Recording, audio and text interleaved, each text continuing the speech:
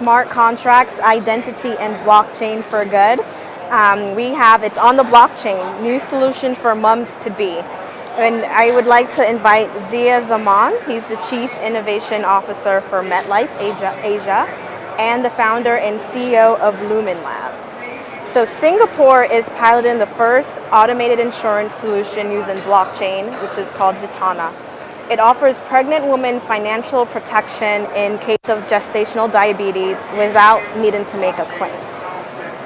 Zia came to me before the panel and said he did not want his claim to fame to be anything in regards to blockchain, so he wants you guys, the audience, to know that he knows more about ice hockey than anyone else in the room.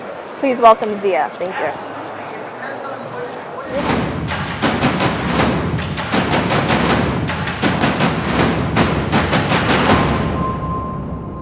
Hello everyone. I'm the Chief Innovation Officer for MetLife in Asia, and what I want to tell you about is a live use case, a real live use case that's been in operations for the last 9 months using distributed ledger technology. And I want to talk to you a little bit about the history of this. It started with the attempt to think about who are the next 2 billion people that we need to work with in the insurance industry. Who are the people who are now not included in the insurance ecosystem? And to us, there were 4 different groups. The first group is women, of course, the largest segment of them all. We see that they make better decisions around health and maybe even finances in the family union. Then the aging, people of faith, and small plot farmers. But today it's all about women's health, and I want to tell you a little bit about the solution. I always want to start with the customer. This is a real life customer. This is a woman in Singapore who is obviously pregnant.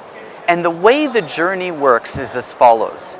In week 5, you walk into your clinic and the doctor tells you, hooray, you're pregnant, but you need to be worried about a few things. And one of the things that you need to be worried about is gestational diabetes. In fact, 1 in 5 women in Singapore will have GDM. And it's sort of independent of BMI or whether you've had diabetes before. It could affect anyone. And so it's a really important fact. So this woman in week 5 is worried about the potential risk of gestational diabetes. And unlike Europe and North America, where it's usually covered in your health insurance, it isn't covered in Singapore. And therefore, it would cost the woman about $500 of dietitian and counseling. So it's an added expense, it's an added risk. So what happens is that in the future, she basically signs up for the gestational diabetes cover right there over her mobile phone. It takes about 2 minutes and the underwriting is on the app.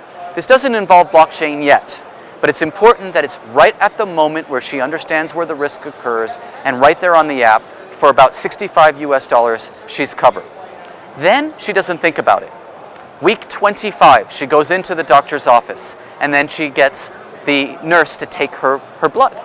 At that particular moment in time, what happens is that nurse then writes onto the blockchain. She literally takes that result and puts it onto the blockchain as either a 0 or a 1. I think you know where this is going. When it's a 0, nothing happens. The woman is fine and everyone's happy. But if it's a 1, that electronic health record triggers an event. And that event is basically just like what you'd expect out of an insurance contract. And every bit of insurance is basically a bunch of if-then-else nested statements, if you know how to code. If this woman has an HbA1c count of above 7.1, then pay her. That's as simple as the customer journey should be. There is no claim. Now, when's the last time you went to an insurance company, health or life, and you didn't have to file a claim? It never happens. But that's sort of the beauty of blockchain in this particular case. And this has been live for 9 months. There is a use case where when the trigger occurs, you get paid without necessarily having to provide any evidence that indeed you have diabetes. It provides for something really important in insurance, which is trust. Young people today and other people might say, what if I don't get paid? But when it's triggered by an event, a data oracle, which everyone can agree to, then it can actually work. And the consensus mechanisms of blockchain are actually ideal for this. The regulator knows 100 milliseconds after the event occurs, so do we, so does the reinsurer, and then we pay. So as I go around the world, I've been really amazed at how much Vitana has caught on. And it's caught on with 4 different types of audiences. I've spoken on stage at Consensus, both in New York and in Singapore. I've spoken at InsurTech in Vegas. And there are 4 reasons, or actually 4 groups of people that they seem to think this is interesting.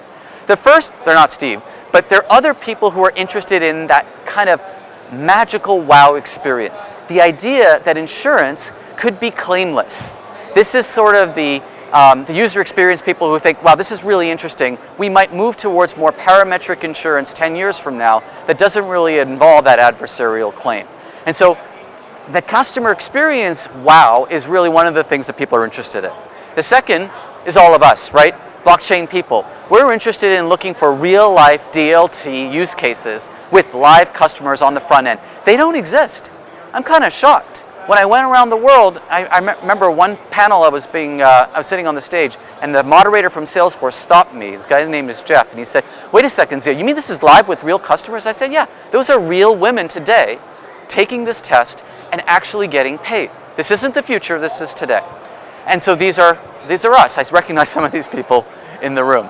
The third group are regulators. People talk about regulators maybe being constraints, but our regulator in the Monetary Authority of Singapore, this is Ravi Menon, he won the Central Banker of the Year award, they've been very progressive. In fact, they have co-created the solution with us. Yes, we exist in their sandbox, but let's just read what he says here at the beginning of the Singapore FinTech Festival. He says, imagine a world where insurance is intuitive. Imagine a world where the payout is automatically triggered by events and is instantaneous. No more lengthy claims force, no more waiting time, no more opaque processes. Science fiction, not quite. MetLife's Lumenlabs here in Singapore is already making this a reality. I didn't tell him to say this. He basically said, of all the things that we are doing that are experiments around FinTech and InsurTech, the one that he wanted to highlight happened to be DLT and blockchain and happened to be with us. And it's because you can imagine a future 10 years from now where insurance is just so much simpler because the triggers trigger events like payouts. The fourth group is actually the most exciting, and this may have been the most surprising to me. This is a women's health inclusion product.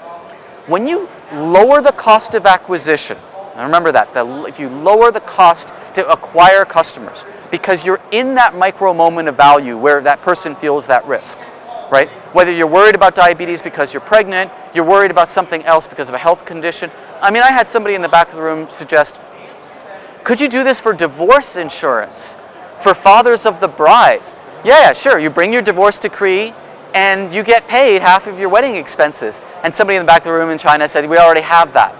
High stakes exams, genomic tests, the number of different risk pools that you can cover when you lower the cost of acquisition, there's no more agents, and you lower the cost to serve because of what I described. Obviously you guys understand blockchain and smart contracts.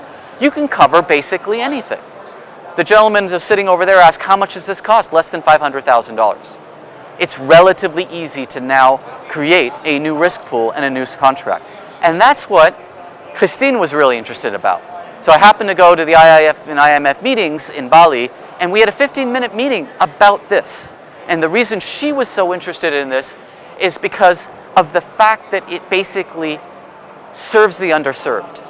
In those micro moments of value for those 2 billion people who are not being covered today, Christine saw the potential of looking at ways in which we can actually fit little bits of insurance into each of our lives and make it less of one of those once and done, set and forget moments, and rather something that would appeal to women, to the elderly, to people of faith, and therefore we're working on Takaful and reimagining that, and of course to people in the agricultural industry. And so there's a tremendous amount of potential that we see. Before I end, I want to go back to the basics of how this works, because this is, in fact, a blockchain event.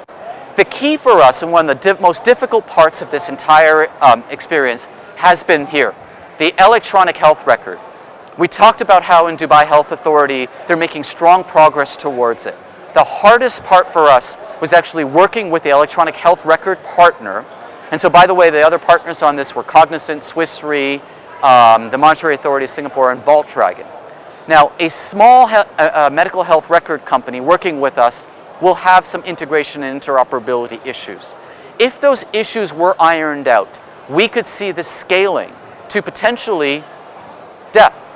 If the death registry were to be connected to a blockchain, then the immediate trigger of someone's demise, when everything is in order, could trigger a payout. But more interesting than just that one event, it would be if the Dubai Health Authority or if any other health authority came to us and said, we'd really like for the insurance industry to take the lead from what MetLife has been able to do, and we're going to solve that problem for you. There's a second problem that we see in scaling this en masse. So we have an opportunity in Australia to go after 4 million different users. But the second problem really is about that moment. As easy as I made it sound that the woman says, here's the risk associated with gestational diabetes, at the end of the day, the nurse and the doctor have to be the ones that say, and now you can buy insurance for that. We're not going to place insurance people in the doctor's offices. So building awareness for the opportunity to add insurance into your medical journey is not easy. So one of the ways we could do that is to necessarily think about people at any moment in time during that pregnancy. It doesn't have to be while she's in the office. At any moment in time after you might have BRCA1, BRCA2, if you're a woman worried about cancer. At any moment in time when you find out that you're actually diabetic or pre-diabetic. 24.4% of the people in the Emirates actually have that condition. At any moment in time where you feel like you might have some level of cognitive delay. And the list goes on. So making the cost of acquisition lower by raising the awareness about the things that you could do, not just to cover yourself, is part of the challenge of what we're working on. So part of what I'm trying to say here is, yes, it's difficult to deal with consumers, but the benefit is so great to increase trust and simplify the ways in which insurance could proliferate. And that for us is the path by which we're going to get to the next 2 billion. I do a lot of different things in my role here in terms of venture building. We work with insurtechs, we work with large partners like J&J and many others. We see that the insurance industry, especially around life and health, is going to open up lots of opportunities for each of us, whether you're an employer or you're a family, a government, or just buying individual insurance. And we're really excited at Lumenlabs about lighting the way about how we could do these things differently. Thank you very much. I'll be happy to take some questions.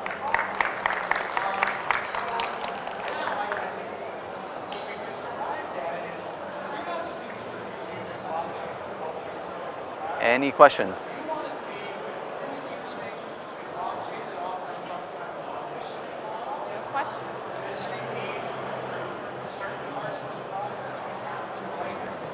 Seen how?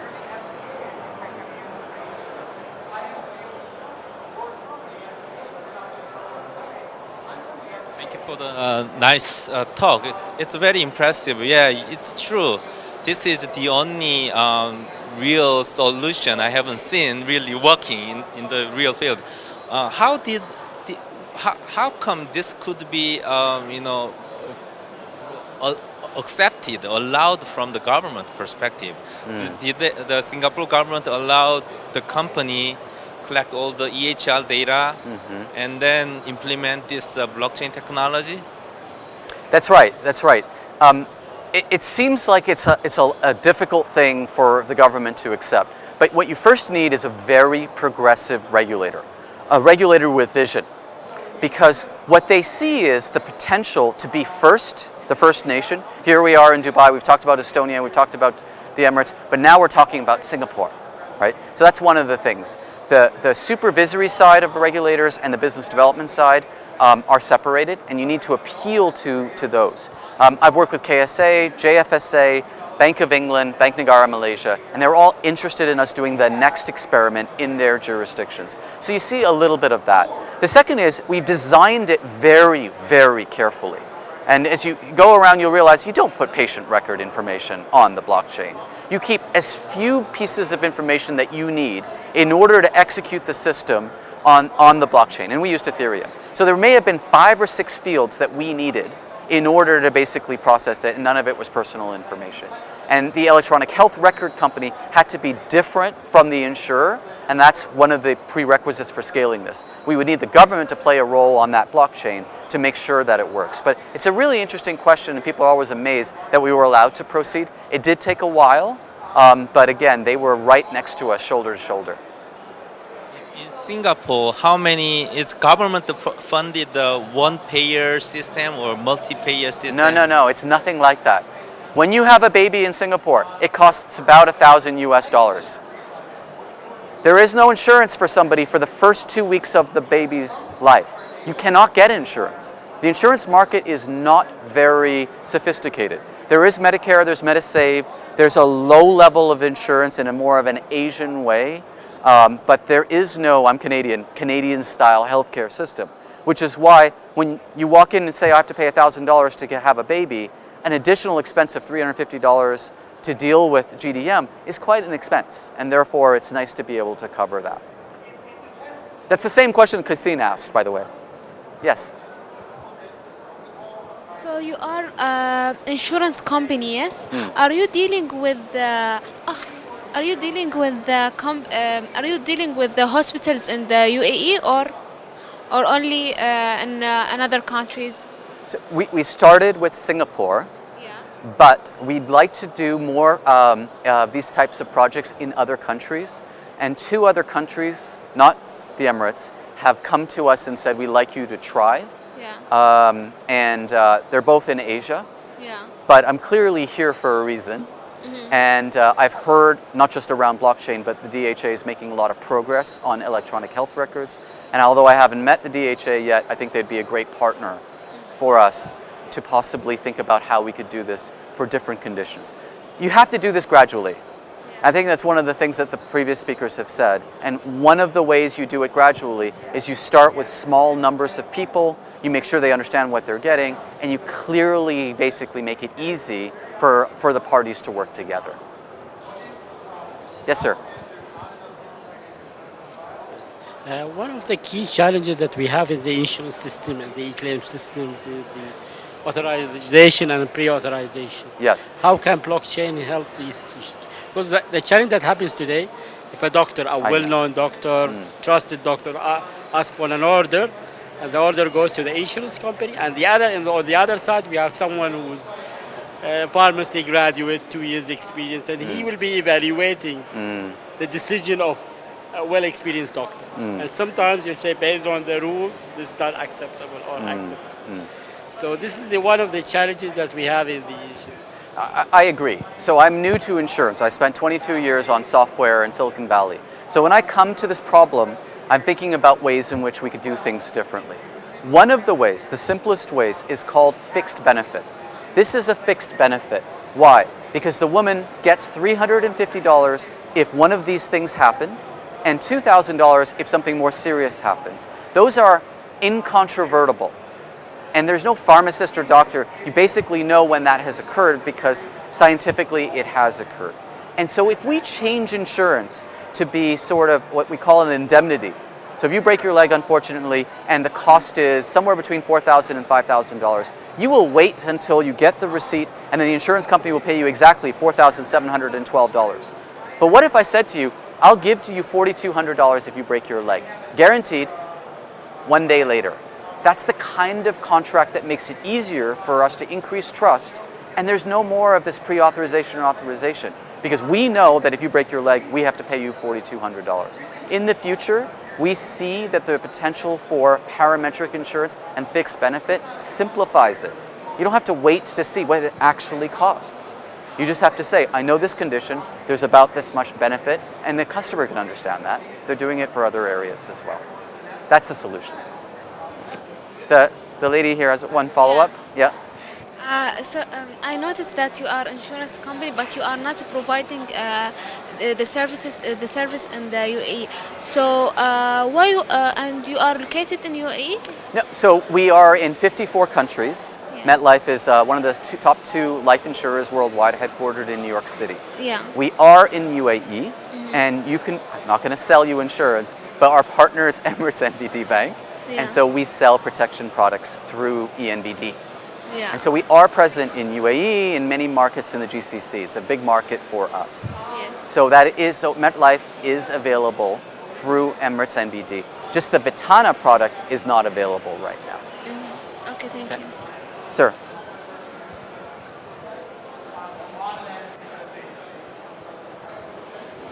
Thank you very much for the very insightful presentation. There is a very interesting article published in Fortune maybe a couple of weeks back called "A Death by 1,000 Clicks," where electronic health medical record went wrong, and the promise was for the United States 10 years ago that this will solve many problems. But 10 years later, $36 billion spent, the EHR is an unholy mess. So how do you think that the blockchain can participate and help and not add another few thousand more clicks on top of the already complicated industry or already complicated systems that we have? As I said, the EHR is the biggest mess in our whole system. It needs to be fixed. We, at the insurer side, we're not in any position to fix what is a serious problem around EHRs. And I think there's other people who have talked about it over the course of this conference. I do believe that consensus mechanisms and identity mechanisms are going to be one of the solutions for EHR. But I think the thing I want you to take away from this, even though this is the healthcare panel, is that anything can be a trigger. The fact that it rains, I know it doesn't rain a lot here, can delay people's commute. And so you could potentially buy insurance for 5 millimeters or more of rain so that when your boss gets mad at you because your commute was delayed, you get $5 back in terms of insurance. Anything that's a trigger could be a great new way of thinking about insurance. And it just so happens that health is one of the more complicated because of the issues with the EHR. We simplify the EHR, it will simplify health insurance, because that was actually the hardest part about implementation. I think I'm out of time, so thank you very much.